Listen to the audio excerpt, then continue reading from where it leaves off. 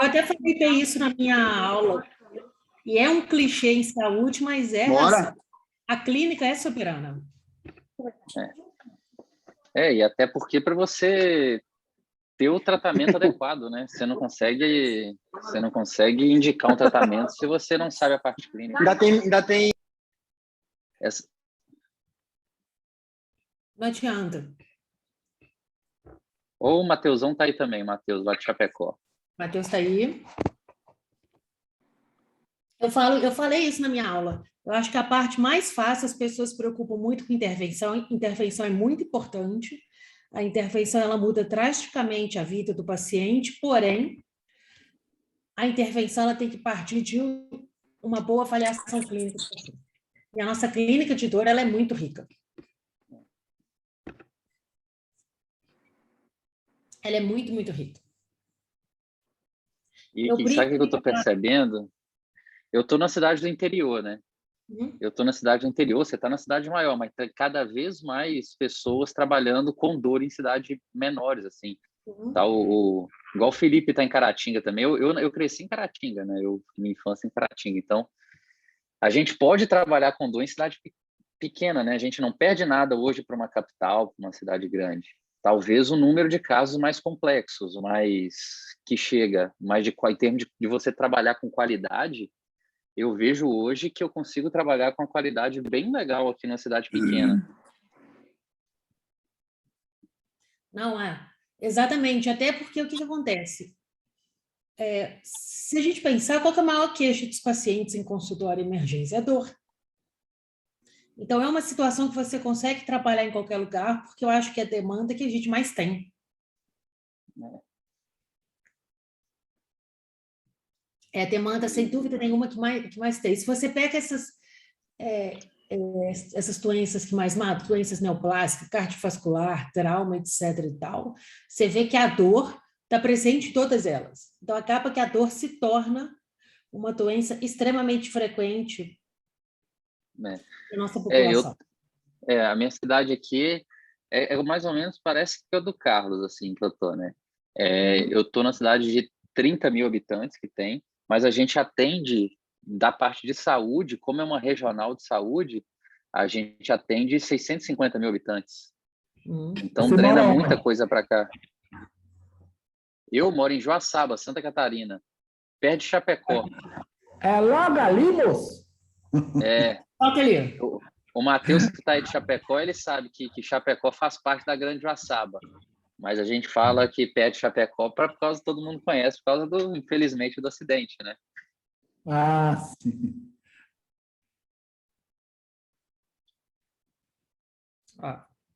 E quanto mais pessoas capacitadas, né, na dor aí, quanto mais colegas que estudem isso não é uma coisa fácil, isso aí leva um tempo de dedicação para a gente atuar na área de dor, e muito tempo, né, de dedicação, mas quanto mais colegas conseguirem aí pelo Brasil fazer essa área, é fantástico, né? Está crescendo muito. Exatamente, porque a gente vê que o grande motivo da cronificação da dor é a dor aguda maltratada. Por isso que eu sou contra fazer de orelhada. Tem que estudar, tem que se especializar, tem que fazer uma imersão, não dá para a gente aprender com um curso de fim de semana, algumas coisas assim, né? Dor é uma coisa muito complexa para se tratar. Exatamente, você tem que ter uma infraestrutura boa. Não só nessa parte do estudo, mas de professor, tanto apoio fora, de cadáver lab, de tudo. Ô, Amelie, você vai adicionando o pessoal aí, então? Pode deixar com a adição todo mundo. Você pode se preocupar com a sua aula, tá bom? Tá. Pode começar a compartilhar a aula. Beleza. Né? Você vai me apresentar? Então tá bom. 8h10. Boa noite a todos. Bem-vindos a novamente mais uma aula do nosso Caminho Sem Dor. Hoje nós contamos com a participação do Dr. Breno Grossi, que formou em Juiz de Fora, conterrâneo meu e contemporâneo, inclusive. Tem o título de TEA, que é a formação básica dele pela Sociedade Brasileira de Anestesiologia. Tem o título da área de atuação em dor pela AMB e pela SPA. Fez uma especialização em intervenção em dor pelo Hospital Albert Einstein. Atualmente é o coordenador do Comitê de Dor Neuropática da Sociedade Brasileira de Estudo da Dor. Quem não conhece como são formados os comitês, eu convido todos vocês a participarem da SPED, integrarem nos comitês, onde nós conseguimos fazer tanto uma transmissão maior do conhecimento sobre determinada área, como um estudo mais aprofundado. Atualmente, ele é professor da Faculdade de Medicina e também do coordenador do Serviço de Dor, tanto do Hospital Universitário de Santa Teresia, como do CEDAR, Serviço de Anestesiologia e Dor. Breno, boas-vindas e obrigada a todos. Muito obrigado, Amelie. Estão todos me escutando direitinho, né? Tá tudo certo com o áudio aí. Só peço aí todo mundo deixar mudo o microfone, por gentileza, só para não dar microfonia. Para mim é um prazer falar desse tema. É um tema bastante desafiador, mas muito desafiador para tratar. E quanto mais desafiador, melhor né? Para a gente tratar. A gente gosta realmente de desafios. Eu tentei trazer aqui as principais evidências, as principais atualizações no tratamento do paciente amputado e com dor de membro fantasma, né? E com dor fantasma. Então, para começar, eu não tenho nenhum conflito de interesse com essa apresentação.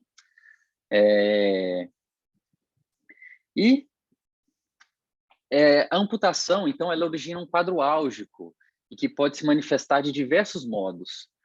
Em 1952, um famoso cirurgião militar francês, Ambroise Paré, ele descreveu essa síndrome. Ele observou que os pacientes, aqueles pacientes amputados, eles começavam a desenvolver dor. E ele descreveu esse fenômeno. Ele foi o primeiro médico que descreveu esse fenômeno fantasma. Então, o fenômeno fantasma, ele envolve a dor do membro fantasma, a sensação do membro fantasma e a dor no coto. São três coisas diferentes. Então, até mesmo para tratamento, nós temos que diferenciar para fazer um tratamento adequado. Então, a dor do membro fantasma é aquela dor naquele membro amputado, naquele membro que não está mais ali, naquele membro desaferentado. A sensação do membro fantasma é uma sensação dolorosa naquele membro, é uma sensação, desculpa, que não é dolorosa naquele membro também naquele membro amputado. E a dor do coto é a dor no componente residual da amputação. Então, é interessante, a fisiopatologia é parecida, mas a forma de tratar é diferente. Então, é interessante a gente diferenciar isso. Então, a dor do membro fantasma, como eu já disse anteriormente, é aquela dor no membro desaferentado, naquele membro que não está mais ali. É uma sensação, a gente chama de dor, mas é uma sensação desagradável. Ela pode ser contínua ou intermitente. Os pacientes relatam muito... Só, Amelie, consegue silenciar o microfone do pessoal aí, por favor?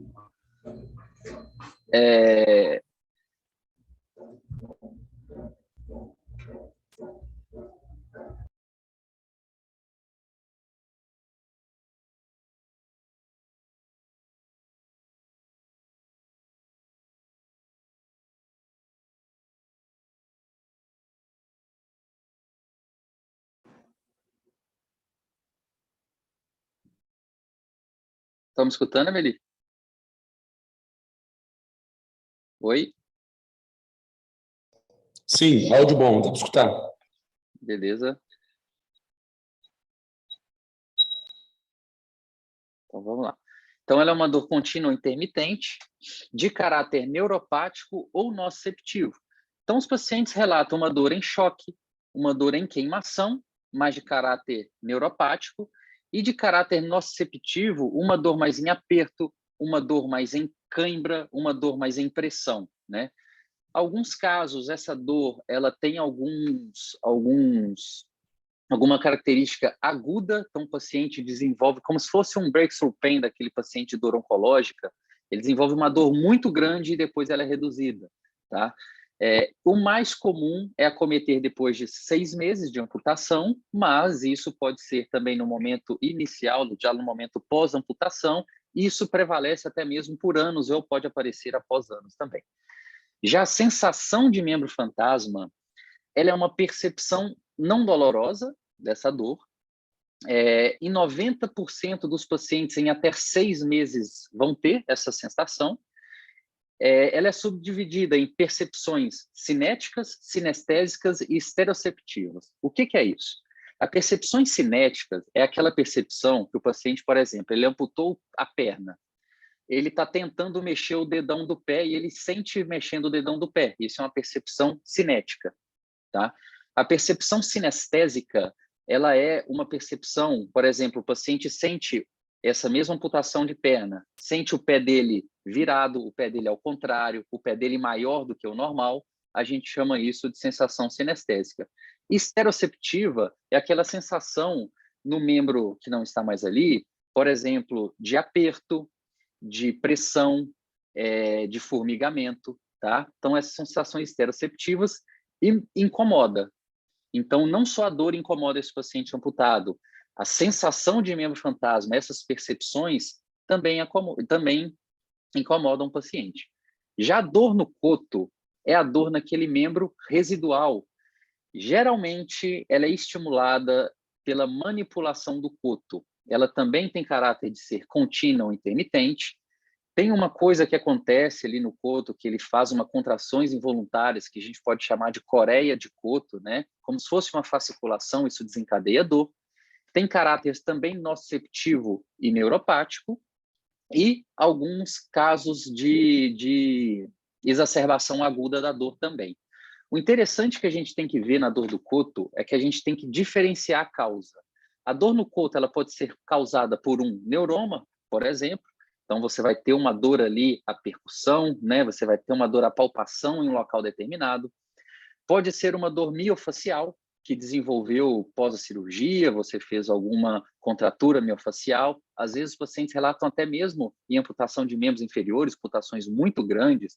Quando você mexe, tem alteração ali de musculatura, até de quadril e de glúteo, você pode desencadear uma dor lombar que está iniciando ali por conta da cirurgia de amputação, tá? Por alteração miofacial.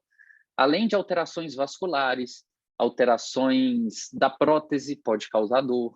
Então, a dor no coto é uma entidade à parte. A dor no coto, eu tenho que saber identificar muito bem para saber tratar esse meu paciente. Então, ela se difere um pouco da dor do membro fantasma clássica, propriamente dito, tá? Então, o mais importante aí é a gente diagnosticar bem essa dor do coto. Excluir causas vasculares, excluir a formação de um neuroma, excluir a parte miofacial, às vezes o entrapment que faz ali por conta da cicatriz, né? Você faz você tem a cicatrização, faz um entrapment de algum nervo e pode desencadear essa dor. Então, muito ao cuidado em você dizer que o paciente está com dor fantasma, às vezes ele está com uma dor no coto. Então, dor fantasma é aquela dor que está no membro desaferentado, no membro que não está mais ali. Se for dor no membro residual, é a dor de coto. E a epidemiologia?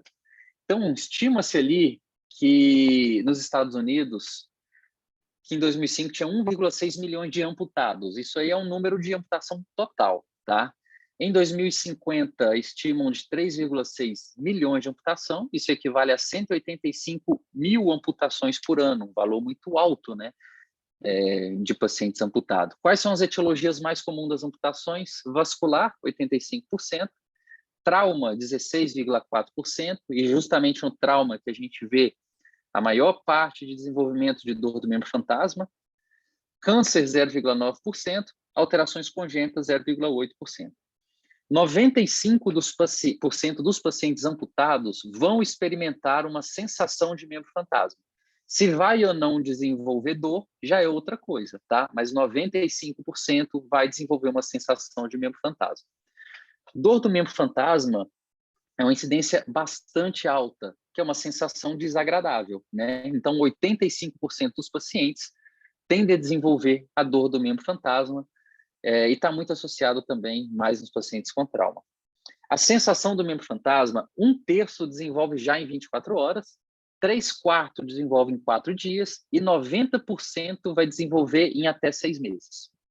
E a dor no corpo, uma incidência aí de 74%. Lembrando que a dor não é só de amputação de braço, amputação de perna. Se uma mulher, por exemplo, faz uma mastectomia, pode desenvolver uma dor fantasma na mama ou uma sensação de membro fantasma na mama, tá? Em até 24% das vezes, uma mastectomia pode levar ao surgimento de uma sensação de membro fantasma. Aí que começa a coisa, a fisiopatologia, né? A dor de membro fantasma, ela tem uma fisiopatologia que é multifatorial. E nisso, não é um grande problema, mas para a parte de trabalho, para a parte de validação científica de tratamento, é um problema. Então, ela é complexa, ela tem interação entre o sistema nervoso periférico, medular e estruturas superiores. Então, ela envolve o sistema nervoso periférico e o sistema nervoso central. E os fatores psicológicos não estão tão envolvidos assim na sua fisiopatologia. É mais em relação à evolução, a prognóstico, a dificuldade a mais no tratamento, mas não está envolvido na sua fisiopatologia. E aí que eu acho sensacional a gente entender a fisiopatologia para a gente entender como a gente trata esse paciente. O segredo do tratamento está na fisiopatologia, tá? Então, a dor do membro fantasma, ela tem mecanismo periférico e mecanismo central. O que eles acham? O que desenvolve? Qual que é a fisiopatologia do mecanismo periférico? Quando eu tenho amputação de um membro, eu tenho destruição ali do meu nervo, né? Eu tenho destruição desse meu tecido neuronal. Essa destruição do meu tecido neuronal, ela vai acometer a parte aferente do meu estímulo. Ela comete essa parte aferente do meu estímulo até para a medula, e naquele meu nervo amputado proximal, ele pode desenvolver um neuroma. Esse neuroma ele vai aumentar a expressão dos canais de sódio. Aumentando a expressão de canal de sódio, eu vou ter uma hiperreatividade daquele local. Essa hiperreatividade, além de levar a estímulos ectópicos, leva à perda do meu controle inibitório de modulação da dor, tá? Então, esse é o mecanismo periférico. Através de uma lesão, você aumenta, expressa canais de sódio, faz formação de neuroma e perde o controle inibitório. O mecanismo central é uma das coisas mais interessantes. A gente sabe, então, para a gente entender um pouco da complexidade de tratamento. Nós temos o mecanismo central, a fisiopatologia, se desenvolve em algumas coisas. Primeiro, degeneração de fibra C. Então, aquela parte que foi lesada, ela começa a ter uma diminuição de estímulos de fibra C, que são fibras mais mielínicas. A gente conhece ali naquele paciente com dor crônica que faz uma sinapse no corno dorsal da medula, na lâmina 1 de Hexted, né? Então, começo a diminuir a incidência dessas fibras. E as fibras mais grossas, fibras A e B mais mielinizadas, que fazem sinapse lá no corno posterior, na lâmina de Hexted, na lâmina número 2 e 3, ela começa a mandar estímulos para essa lâmina 1, né, que seria dessas minhas fibras C. E isso começa a alterar a minha percepção. Por isso que, às vezes, a gente encosta no paciente, contato, esse paciente sente dor, né? No dor fantasma, por isso que o paciente sente dor em aperto, por isso que o paciente parece que tem alguma coisa apertando ele. Ah, está apertando minha perna, né? E o mecanismo mais interessante e o mecanismo mais estudado hoje em dia para tratamento é o mecanismo da minha reorganização cortical. Então, eles acham que com a amputação, o meu córtex somatosensorial e até mesmo o meu córtex motor, eles formam uma reorganização. Então, aquelas áreas próximas às áreas do córtex somatosensorial que foi amputada, elas começam a englobar essa área, tá? E isso é uma base hoje de muito estudo para tratamento dessa dor de membro fantasma. Então, é uma área bastante importante. Em relação ao fator psicológico, não é uma dor psicogênica, tá? Mas o estresse, o cansaço, a depressão, eles dificultam o nosso tratamento. Por isso que é tão importante tratar, por isso que é tão importante fazer o acompanhamento psicológico, às vezes tirar aquele gatilho psicológico que está dificultando o tratamento da dor. Visto essa fisiopatologia, e a gente viu como que é difícil tratar, né? Deixa eu só falar mais dessa área de reorganização cortical.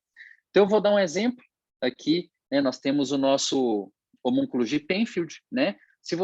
Esses exemplos aqui eu peguei de pacientes amputados de membro superior, tá? Então, se a gente olha aqui no nosso homúnculo de Penfield, a nossa área de mão, de braço aqui, mão, meu laser está atrasado aqui, ela está muito próxima à minha área da face, tá? Então, olha que interessante, o que acontece nesses pacientes com imagens de ressonância funcional? Eu tenho um hemisfério, nessa imagem aqui de cima, eu tenho um hemisfério aqui inferior, que é de um paciente intacto, né? E um hemisfério aqui da parte superior, que ele é de um paciente amputado. Esse quadradinho aqui de baixo é responsável a área da boca, né? A área da boca é a área da face. E essa área aqui da mão. Quando esse paciente realiza amputação, acontece uma reorganização cortical e a minha zona da área da face, ela invade a minha área da mão. Então, esse é o grande mecanismo que a gente tem que tentar reorganizar, de tentar fazer uma reorganização cortical para tratar esse paciente. Aqui embaixo, são 3 imagens diferentes. A primeira imagem é de um paciente amputado com dor de membro fantasma, tá? Olha como que a área de face também engloba a área de amputação desse paciente. Também esse exemplo de baixo são de pacientes de membros superiores. Essa do meio é a imagem do paciente amputado, sem dor de membro fantasma, e essa da direita é um paciente controle, que não é amputado, tá? Então, perceba que um paciente com dor de membro fantasma, ele tem a sua área invadida, ele tem a alteração do seu córtex somatosensorial ali, tá? Um fenômeno que acontece muito comum é o fenômeno de telescopagem, explicando mais uma vez essa reorganização cortical. Acontece em 30% dos pacientes. Eles vão percebendo o encurtamento do membro ao longo do tempo em direção proximal. Isso nada mais é do que uma reorganização do córtex, tá? Eu acho isso bem interessante. Então, a gente sabe algo de errado não está certo, né? Então, a gente sabe que temos que reorganizar isso aí, principalmente essa área do córtex. Então, hoje os tratamentos, a maioria dos trabalhos é visando essa reorganização. Então, nos últimos 50 anos, foram exploradas aí diversas formas de tratamento. Então, a gente tem mais de 30 tratamentos disponíveis aí para tratar isso, desde cirurgias, farmacologia, procedimentos cirúrgicos, procedimentos de bloqueios anestésicos, psicoterapias, outras terapias alternativas, temos vários, né? E o tratamento visa um único mecanismo, né? Por isso que os trabalhos são tão difíceis de mostrar que tem um grau de evidência alto, porque a gente já viu a complexidade desses pacientes, a gente já viu que envolve o sistema nervoso periférico, que envolve o sistema nervoso central, que a parte psicológica não causa, mas dificulta o tratamento, tá? Então, é muito difícil eu pegar um único tratamento, por exemplo, uma terapia de espelho, que eu vou mostrar para vocês mais para frente, e provar que isso é efetivo no tratamento do meu paciente com dor fantasma. Então, é difícil eu pegar, por exemplo, uma acupuntura e provar que isso é efetivo na dor fantasma. Então, os trabalhos eles não têm uma evidência tão forte quanto a isso, porque a gente sabe que isso é um tratamento complexo. Isso envolve mecanismo periférico, mesmo mecanismo central. E a maioria dos trabalhos, eles pegam uma técnica, visam um único mecanismo para tentar ver se isso tem evidência ou não, e os resultados não são bons, tá?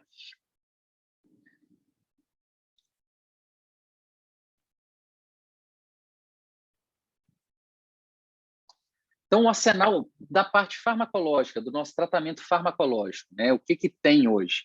O arsenal farmacológico ele é vasto. Porém, a maioria dos medicamentos utilizados para tratar esse dor fantasmas, eles foram extrapolados de outros resultados, outros trabalhos para dor neuropática, não para dor fantasma. Então, as nossas evidências são um pouco fraca quanto a isso, tá? Então, eu peguei um trabalho para vocês aqui, ó, de 2001, que ele mostrou o efeito do opioide na opioide para dor e reorganização cortical no paciente com dor fantasma. Então, pegou o sulfato de morfina com liberação lenta, comparou com placebo. Foram somente 12 pacientes com dor fantasma no membro após amputação na lateral, né, de braço ou perna. A imagem de ressonância de 3 pacientes mostrou evidência inicial de reorganização cortical quando diminuiu a dor através da morfina de liberação lenta. Então, o que ele mostrou? Eu diminuindo a dor desse meu paciente, mesmo com medicação, tá? Eu causo uma reorganização cortical. Às vezes não é ideal, mas eu já começo a alterar, eu já começo a modificar essa parte tão importante que é da reorganização cortical. Então, a parte farmacológica mostrou isso em alguns casos. Esse foi uma revisão que pegou mais de 14 ensaios clínicos e ele teve alguns resultados interessantes. A morfina oral intravenosa e a gabapentina, elas foram eficazes na redução e intensidade da dor, ambos com efeitos colaterais limitantes, a gente já sabe disso, né? Uma coisa que me surpreendeu, a acetamina intravenosa teve efeito analgésico apenas no momento da aplicação, mas nenhum efeito relevante a longo prazo. Se a gente lembrar que o mecanismo de cronificação da dor, o mecanismo de sensibilização central da dor, ele envolve receptores NMDA, né? A acetamina é uma droga fantástica para isso, né? Então, evitar essa sensibilização central da dor. A memantina não teve efeito analgésico e nesses estudos controlados, a toxina botulínica e a amitriptilina não foram eficazes na redução da intensidade da dor fantasma. No entanto, esses foram ensaios clínicos, tá? No entanto, numa série de casos, algumas dessas abordagens terapêuticas mostraram benefício do paciente com toxina botulínica. Então, quando a gente pega ensaios clínicos, não mostra, mas quando a gente pega uma série de casos, ela mostra evidência. A infusão de calcitonina em um estudo controlado, porém controverso, evidenciou um resultado positivo. E um estudo observacional aplicando capsaicina, 8% cutânea, também uma série de casos, ele reduziu a dor em pelo menos 30% a 70% na segunda e sétima semana. Eles acompanharam esses pacientes por 12 semanas, porém, após a sétima semana, a intensidade aumentou novamente. Então, ele não conseguiu sustentar a melhora desses casos, tá? Lembrando, mais uma vez, que isso foi uma série de casos. Então, do ponto de vista clínico, do ponto de vista farmacológico ali, parece razoável considerar o uso de medicamentos normalmente usados para tratar dor neuropática. Aí a gente vai incluir os opioides fortes, né, e fracos, anticonvulsivantes, pregabalina, carbamazepina, oxcarbamazepina, e antidepressivos, duloxetina, venlafaxina, bem como os canabinoides. Lembrando dos opioides, alguns atuam mais nessa questão de dor neuropática que outros, né? Por exemplo, a metadona, o tramadol, o tapentadol, a buprenorfina. E tratamento não farmacológico agora. Então, não é que o tratamento não farmacológico é a base, mas ele é muito importante, porque ele tem uma atuação nessa parte de reorganização cortical. Então, esse treinamento de discriminação sensorial é bem interessante. Então, eles estimulam, por exemplo, eles começam a estimular a face do paciente através de tato, através de sensações, para tentar reorganizar aquela área que foi englobada do meu córtex somatosensorial. Então, aquela minha área que era responsável pela minha mão, que ela foi englobada pela minha área da face, ele tenta reorganizar através de estímulos, tá? Isso a gente chama de treinamento de discriminação sensorial. Então, num trabalho, mostrou que esse treinamento reduziu a dor fantasma em 32,1% em até 6 semanas, após um período de treinamento aí de 2 semanas, tá? Então, reduziu 30% da dor do paciente, os trabalhos mostram. Terapia de espelho, tá? Os fisioterapeutas aí que gostam muito de fazer, eu acho uma técnica fantástica, mas os trabalhos robustos não mostram uma evidência tão boa, tá? Depois a gente pode discutir isso dali quando terminar, para quem quiser aí, se tiver algum fisioterapeuta, a gente pode discutir isso aí. Mas o objetivo é o mesmo, é reverter as mudanças organizacionais observadas nessa dor fantasma. E nos últimos 7 anos, eu busquei 5 ensaios clínicos controlados, randomizados, que avaliaram a eficácia da terapia do espelho para dor fantasma. Tá? Foram esses trabalhos.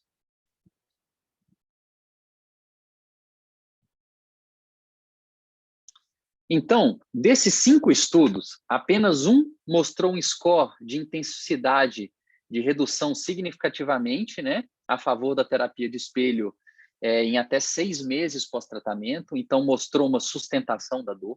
Os outros estudos não relataram uma diminuição da intensidade que mostrou um benefício significativo para esse paciente no final do tratamento. Então, a grande questão é conseguir sustentar essa melhora. A grande dificuldade é a gente conseguir sustentar a melhora desse paciente.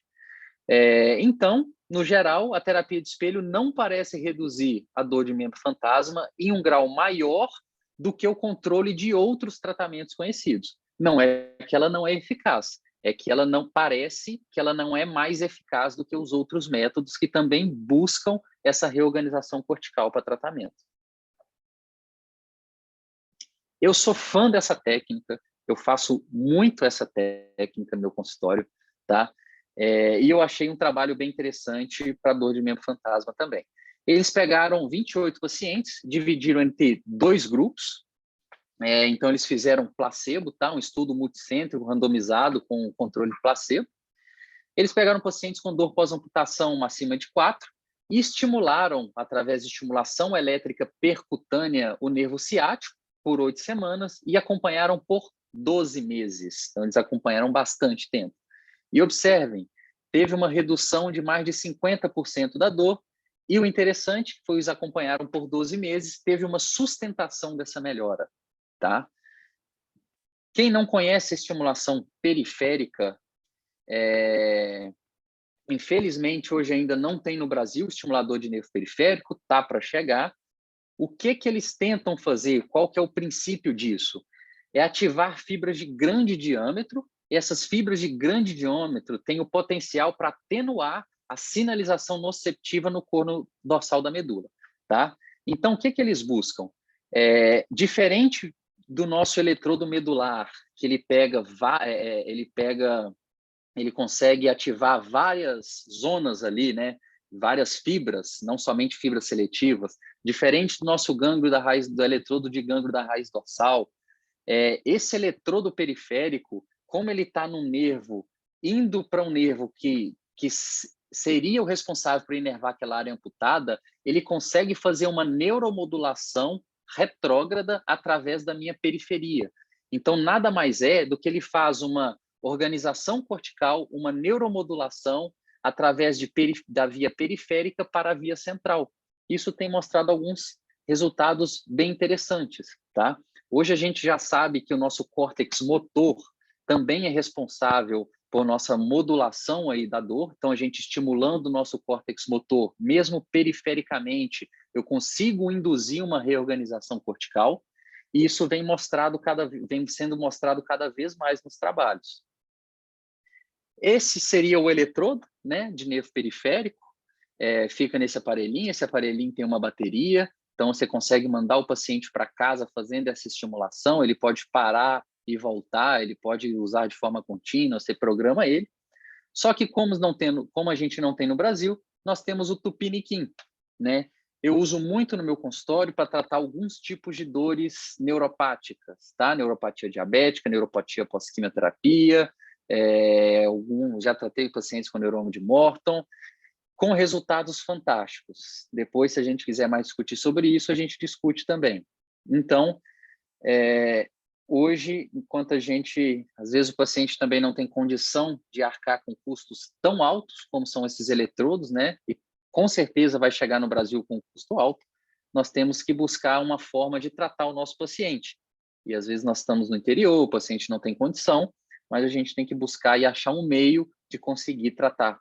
E eu tenho tido resultados muito interessantes e muito bons com essa técnica. Eu faço ela toda guiada por ultrassom, faço localização do nervo e faço uma estimulação e eu reprogramei o meu aparelho para fazer essas estimulações. Outra forma de tratar seria a realidade virtual.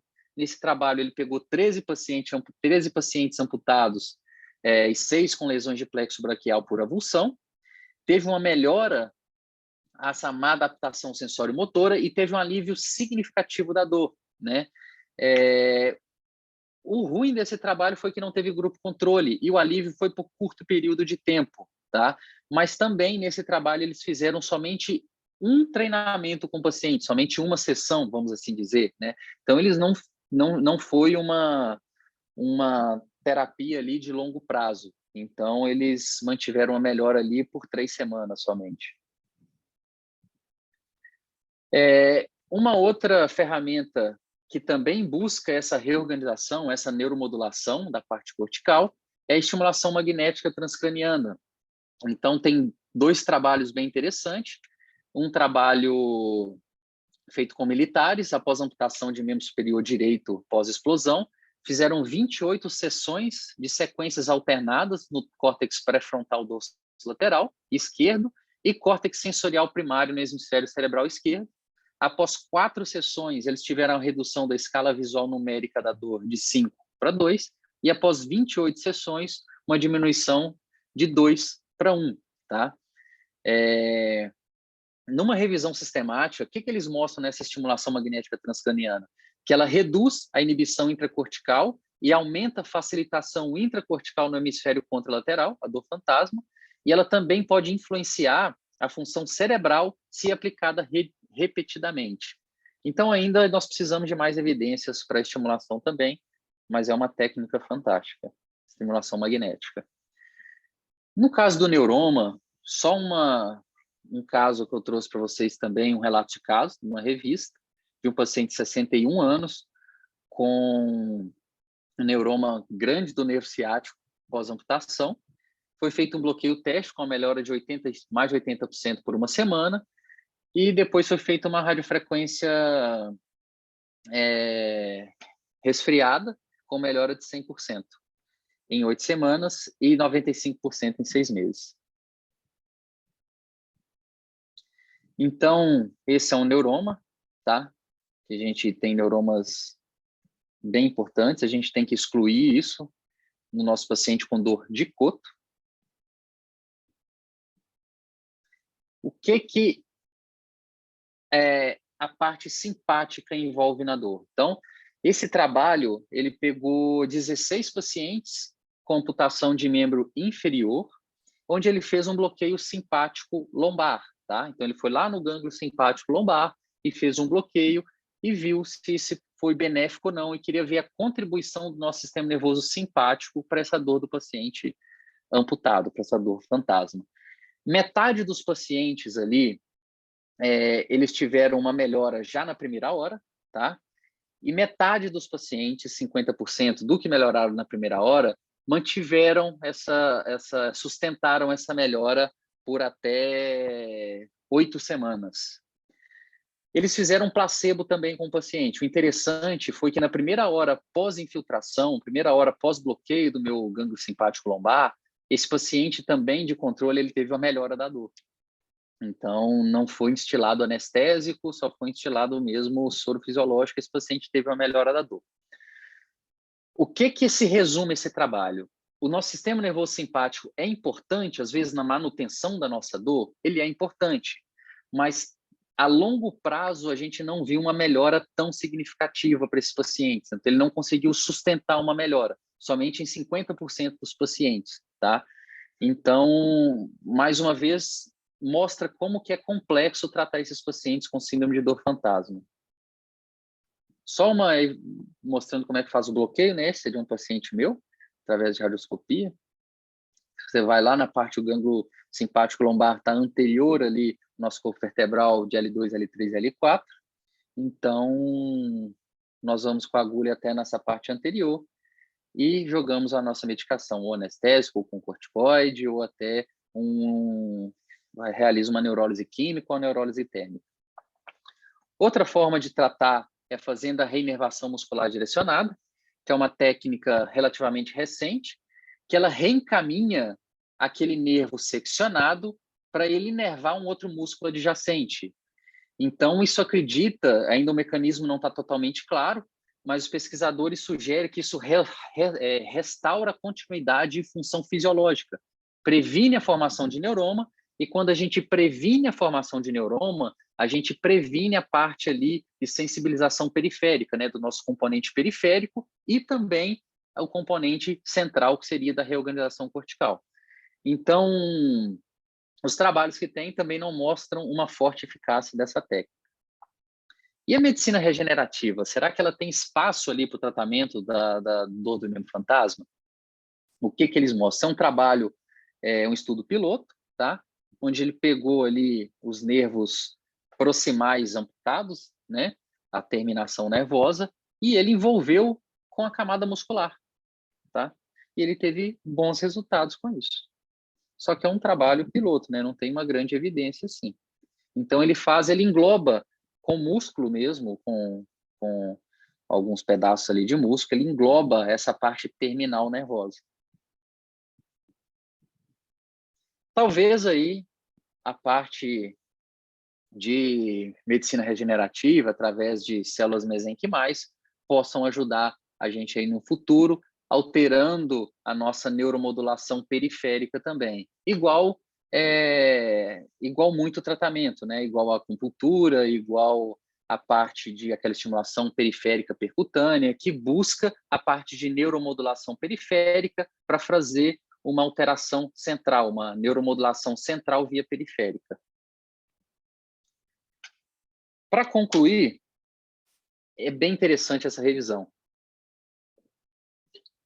Dividiu vários trabalhos, tá? De alta qualidade, moderada qualidade, baixa qualidade e muito baixa qualidade, ele disse, né? Então, o que tem hoje de mais robusto assim para tratar realmente o paciente com dor de membro fantasma? Não vamos desanimar, mas a qualidade da maioria dos estudos é baixa, com apenas 3 artigos avaliados como de alta qualidade, 2 revisões sistemáticas de terapia de espelho e técnicas associadas, e mais um estudo sobre estimulação magnética transcraniana repetitiva, né? Todos os 3 produziram achados ambíguos e não ajudaram os médicos a decidir o regime de tratamento. 9 artigos de qualidade moderada há um suporte provisório para uso de gabapentina, cetamina e morfina. Então, a gente já viu isso lá no tratamento farmacológico, que a gente tem que extrapolar as nossas medicações que a gente usa para dor neuropática para tratar o nosso paciente com dor de membro fantasma. No momento, porém, não há evidências suficientes para decidir qual seria esse tratamento mais apropriado para a pessoa com dor fantasma estabelecida. Então, como não teve conclusão, eu fiz a minha conclusão, tá? Então, tratar dor fantasma, um paciente com dor de membro fantasma, é um desafio. Uma técnica em um trabalho não estatisticamente significativo pode, às vezes, ser significativo para o nosso paciente. Tá? Então, não é porque a maioria dos trabalhos não tem uma evidência robusta que nós não vamos fazer. Muito pelo contrário, tá? O que a gente viu? A gente viu que a dor de membro fantasma é muito complexa. Então, ela envolve a parte central de modulação da dor, ela envolve parte periférica, não envolve a parte psicológica na fisiopatologia, mas envolve a parte psicológica na manutenção e no tratamento desse paciente. Então, não adianta a gente pegar uma terapia exclusiva, uma medicação exclusiva e tentar trazer evidência disso para tratamento de dor fantasma, que a gente não vai conseguir. Então, nós temos que tentar fazer o máximo pelo nosso paciente. É uma dor de origem central? É uma dor de origem central. É uma dor de origem periférica? Também é uma dor de origem periférica, tá? É por isso a complexidade de tratar esses pacientes. No caso da dor já instalada, após a amputação, o diagnóstico deve ser diferencial, né? Nós vimos ali o tanto de diagnóstico diferencial que tem no dor de coto, né? Parte vascular, parte protética, parte de entrapment, parte miofacial. O tratamento deve ser multimodal, com técnicas farmacológicas, não farmacológicas e técnicas intervencionistas. E a restauração precoce do esquema corporal dos pacientes tem um potencial promissor em reduzir a dor fantasma. A melhor forma da gente tratar um paciente é evitar com que isso aconteça. Então, ali, para os anestesistas que estão escutando, que estão assistindo, a melhor forma da gente evitar uma dor de membro fantasma é a gente tratar o nosso paciente ali antes da amputação, quando não é traumática, tentar evitar a sensibilização periférica, a sensibilização central da dor, usando técnicas que eu consigo bloquear essa minha ascensão do estímulo doloroso, né, através de bloqueios periféricos, ou às vezes anestesias ali regionais, como uma uma peridural, uma raquidiana, infiltração muitas vezes ali para diminuir essa ascensão, esse estímulo ascendente do meu nervo, infiltração de anestésico. Então, tem alguns trabalhos que mostram que o uso, para você seccionar o nervo, o uso de lâmina fria, ele estimularia menos o paciente a desenvolver uma dor fantasma do que um bisturi elétrico. Então, nós temos que tentar prevenir. A gente não consegue prevenir, a gente tem que tentar tratar da forma mais agressiva possível e mais rápida possível. Mais agressiva, eu digo, num caráter multimodal. Esse paciente vai usar medicação, esse paciente vai ter que fazer alguns bloqueios para tentar desensibilizar essa dor, tanto da parte periférica quanto da parte central. Esse paciente vai fazer tratamento com fisioterapeuta, com terapia ocupacional, com psicólogo, tá? Então, a gente tem que englobar, a gente tem que tratar esse paciente como um todo. Deixo aqui meu contato para vocês. Se vocês escanearem esse QR Code aí, vão ter acesso a todos os artigos que eu usei para fazer minha aula. Então, está disponível aí para vocês no Dropbox. E eu queria convidar vocês a só fazendo um adendo aqui, nós vamos começar um curso de pós-graduação clínica para medicina da dor, né, que vai chamar o SIMPEM. Esse curso ele vai ter várias sedes em todo o Brasil. Aqui no Meio Oeste eu vou estar responsável pela coordenação, a nossa coordenadora geral é a Tainá, a Amelie vai estar em Juiz de Fora também. Então, para quem aí busca ampliar o conhecimento na parte clínica, fazer uma pós-graduação da parte clínica de dor, esse vai ser o curso. Vai ter um também esse é voltado só para médico, mas vai ter um outro também para outras especialidades da área de saúde também. Então, deixo aberto aí para eventuais questionamentos, eventuais dúvidas, complementações. Eu vou interromper o compartilhamento aqui. Podem abrir o microfone, perguntar, fiquem à vontade. Questionar algum trabalho. Breno, obrigada pela sua participação, foi uma aula brilhante. Eu acho, inclusive, que você elucidou bem aquela questão da dificuldade da gente ter trabalhos tão conclusivos em relação à etiologia diversa dessa patologia. E eu acabo fazendo paralelo com a síndrome dolorosa complexa regional. É a mesma coisa, às vezes fica difícil a gente sistematizar trabalhos de qualidade, justamente por quê? Porque você tem a fisiopatologia das duas doenças é muito rica. Muito rica. Uma pergunta para fazer, vocês podem fazer à vontade. Então, Amelie, é muito complexo, né? A gente viu que tem fatores ali que é complexo, assim. Então, o que eu busco? Eu acho essa parte da discussão das partes mais importantes, né? Que a gente fala o que a gente faz na prática, né? Sem artigos e vira para a prática. É um desafio. Quando chega um paciente, como eu tenho um ambulatório universitário aqui de dor, eu recebo muito esses pacientes. É um desafio tratar aqueles pacientes com condição, e ainda mais no SUS. É um desafio maior ainda, né? O que eu tento fazer geralmente para os pacientes, e depois eu quero que você me complemente a sua prática, que às vezes cada lugar a gente tem uma visão diferente. Eu tento, primeiro, eu entro com a parte medicamentosa, né? Eu opto não por entrar com opioides logo de início. Quando eu entro com opioide de início, eu já entro com um opioide mais fraco, por exemplo, um tramadol no SUS, tá? Se for um paciente que tem um pouco de condição maior, hoje a gente já consegue um tapentadol. Eu já entro com medicação, então, sempre com gabapentoides ali, com pregabalina. Eu gosto de usar pregabalina. Aqui eu tenho uma facilidade, tanto no SUS, para os pacientes obterem a pregabalina, e antidepressivos ou tricíclicos ou duais. E eu inicio o tratamento assim. Depois eu vou vendo como é que esse paciente vai me apresentando e eu vou tentando modificar. Entro com a medicação um pouco, às vezes uma metadona, um opioide mais forte, alguma coisa assim, que eu acho ele fantástico. Mas eu sempre tento intervir precocemente nesses casos. Então, eu tento fazer o bloqueio simpático lombar, quando é caso de membro superior, e às vezes bloqueio simpático torácico ou gangue estrelado quando é membro superior. Não tem um resultado tão bom com bloqueio simpático, vou ser bem sincero com você. Não tem, tá?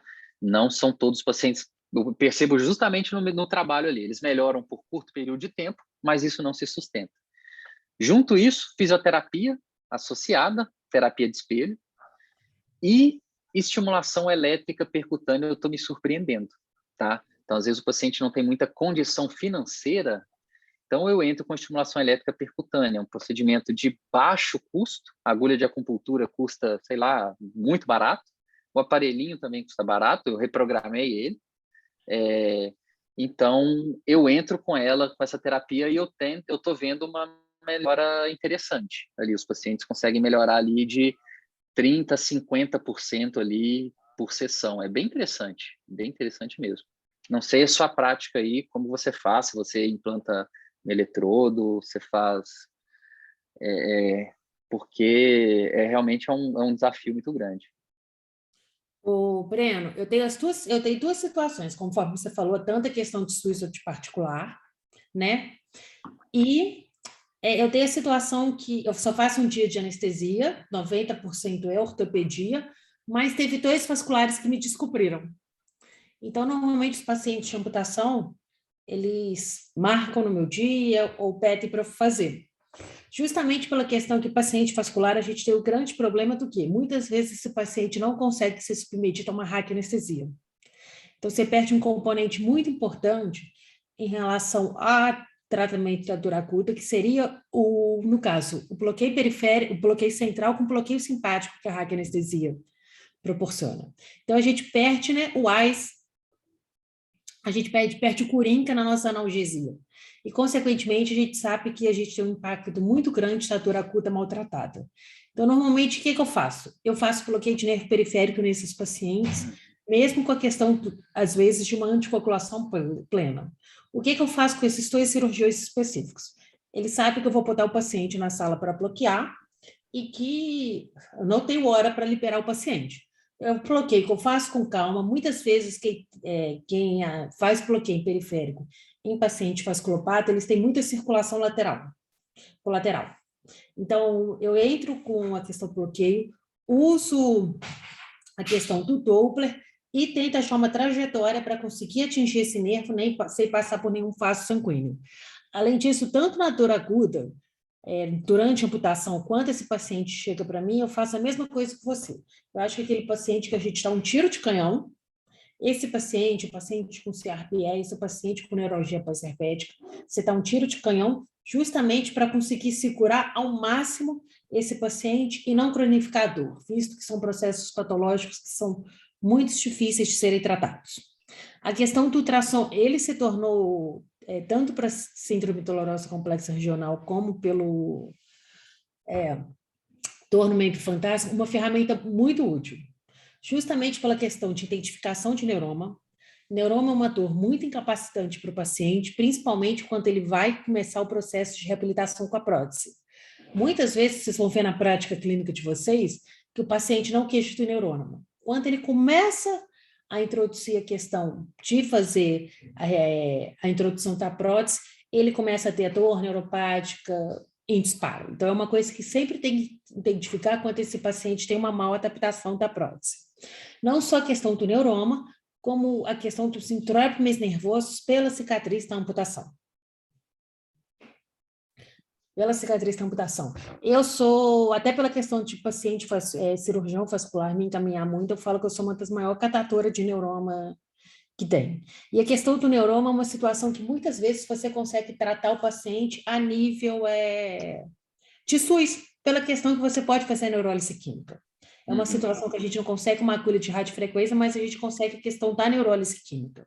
Você tem feito fenômeno nos neuromas?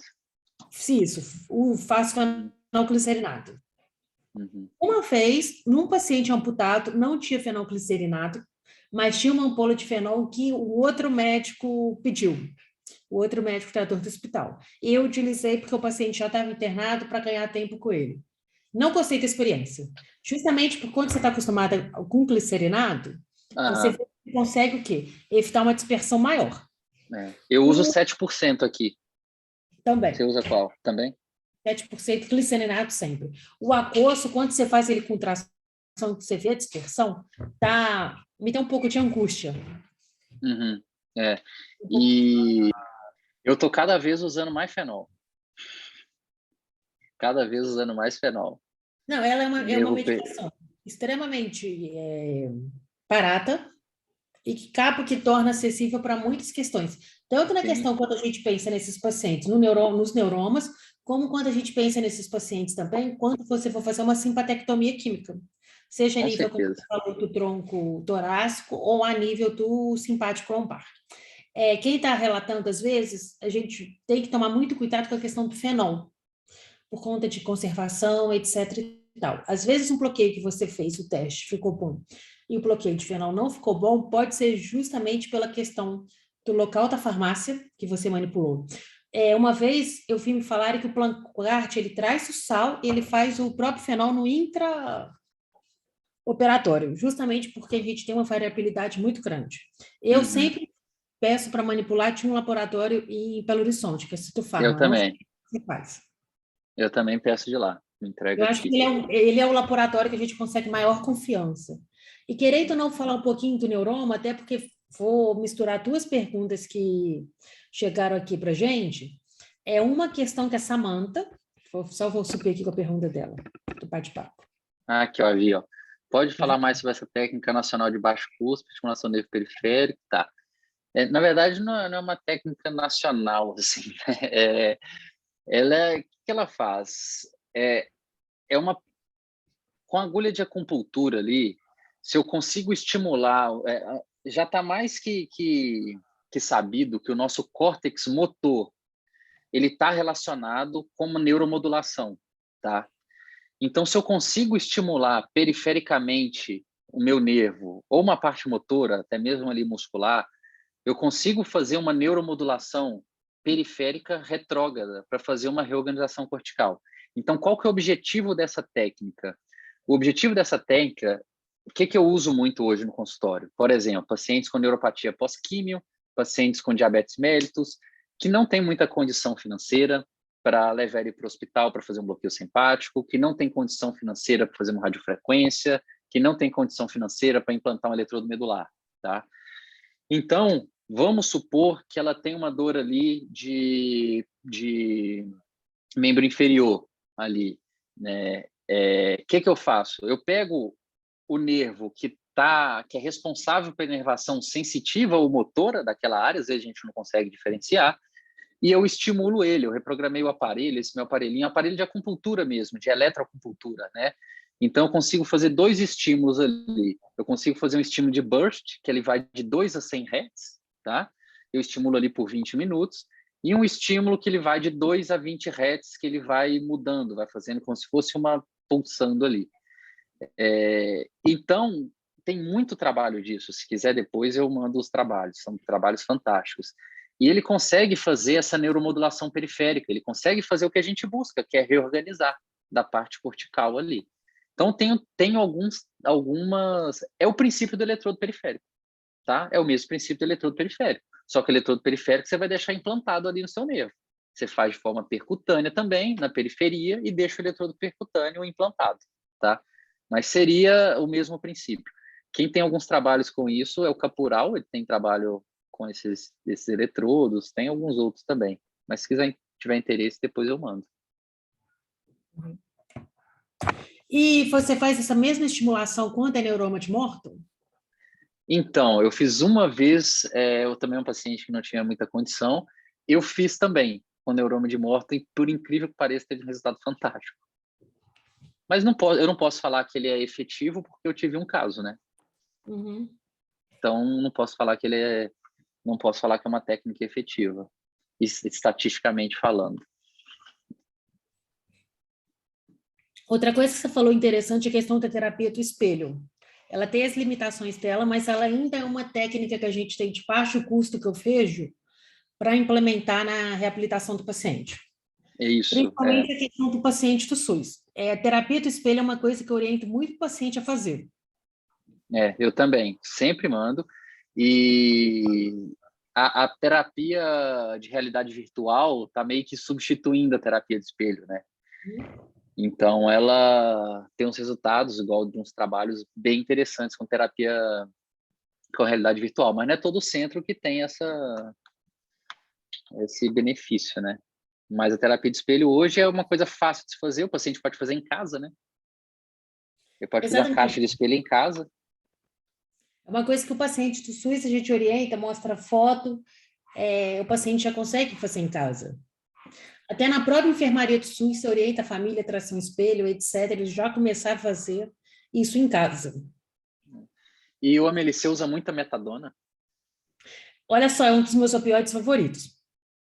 Eu também gosto muito de metadona. Eu uso muito, principalmente para esses casos. Casos de dor neuropática, neuralgia pós-herpética, dor de fantasma, eu uso bastante metadona. Só que a metadona, ela, ao meu ver, a minha opinião, ela é um opioide para especialista, né? Ela é um opioide que a gente tem que saber introduzir, que a gente tem que saber escalonar. Então, não é simples. Eu vejo muito assim, toma aqui, começa aí, metadona 10 miligramas de 8 em 8 horas. Não é assim, né? Se o paciente é idoso, se não é, se o paciente tem alguma alteração metabólica. Então, eu investigo bastante antes de começar. Justamente, até porque ela tem um manejo muito difícil, os pacientes têm muitos efeitos colaterais no início. Então, você tem a questão que, às vezes, se ele não estiver orientando, se você não estiver bem ali do lado, ele suspende a medicação por conta própria.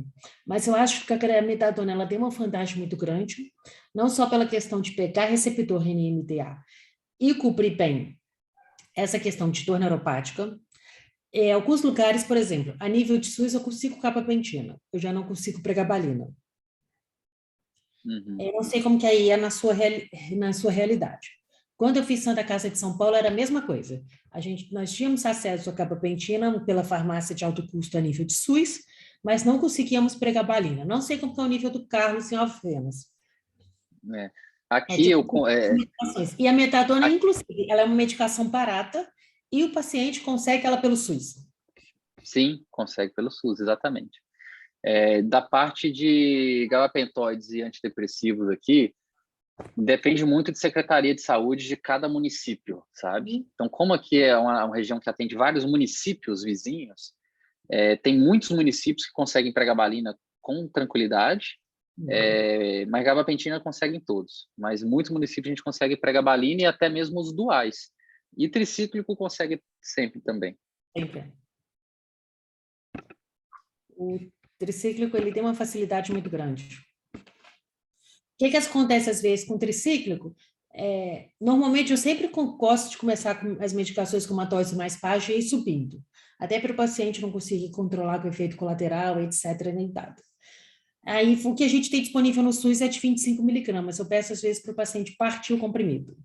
E conforme você falou também, Brenão, você tem muitas vezes um componente miofacial importante envolvido nessa questão do paciente com dor após uma amputação.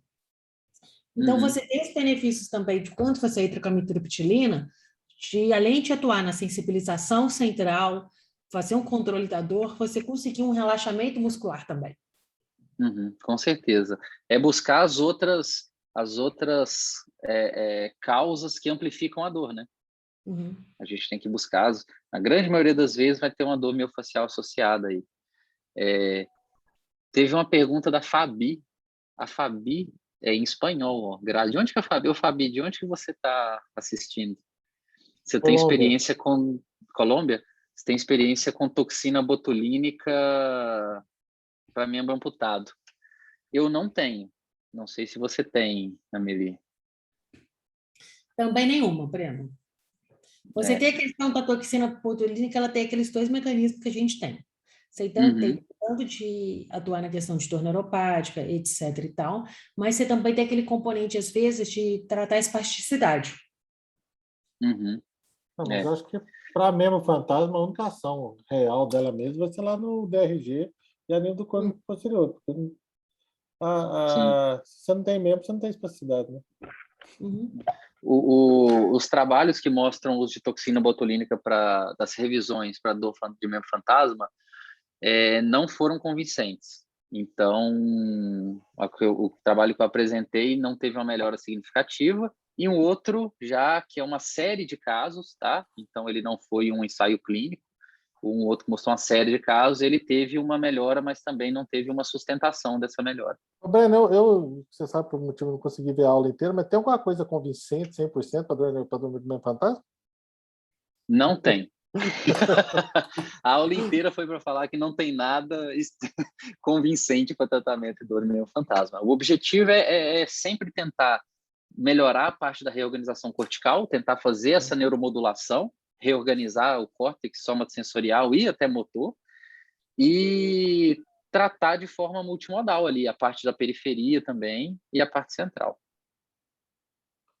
Então, é mais ou menos, e é bem difícil esses pacientes, né? Então, a gente teve casos que o paciente melhorou com tratamento clínico e terapia do espelho, teve paciente que, inclusive, você faz pulsada de DRG de todos os ramos, e o paciente não melhora nada.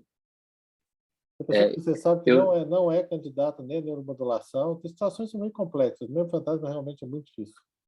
O caso, eu tenho um paciente aqui que ele é caminhoneiro, que teve imputação traumática, ele é do meu ambulatório da universidade, né? Alguns erros que eu acho que a gente comete. Esse paciente, a primeira terapia que eles fizeram nele, além da medicamentosa, que ele não usou algumas medicações, eles já implantaram eletrodo medular nele, em São Paulo.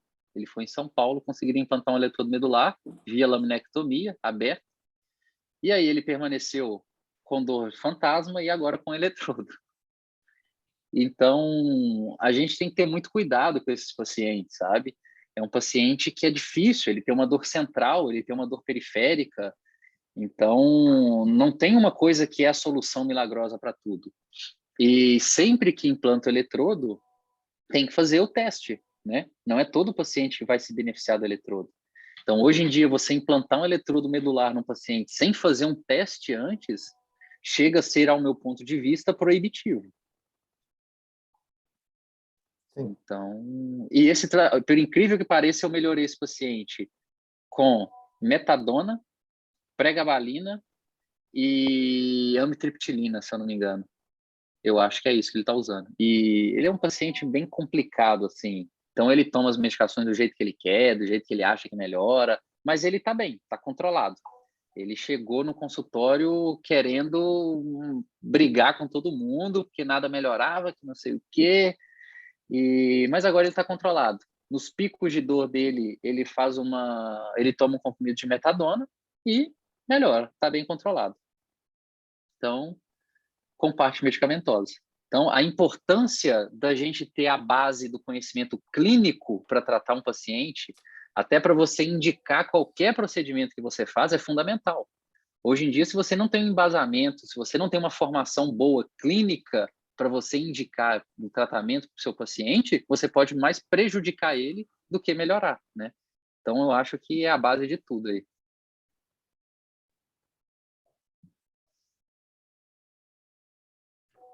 Não sei se tem alguma outra pergunta.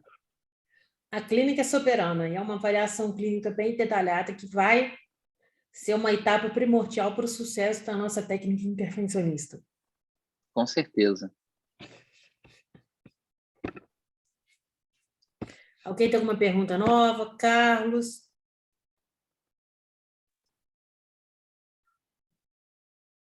Tem algum fisioterapeuta aí que quer compartilhar alguma... Os fisioterapeutas pegam muitos pacientes, né? Sim.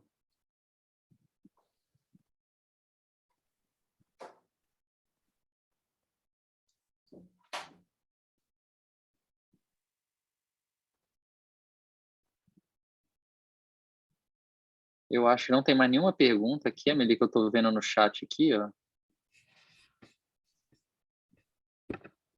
Já respondemos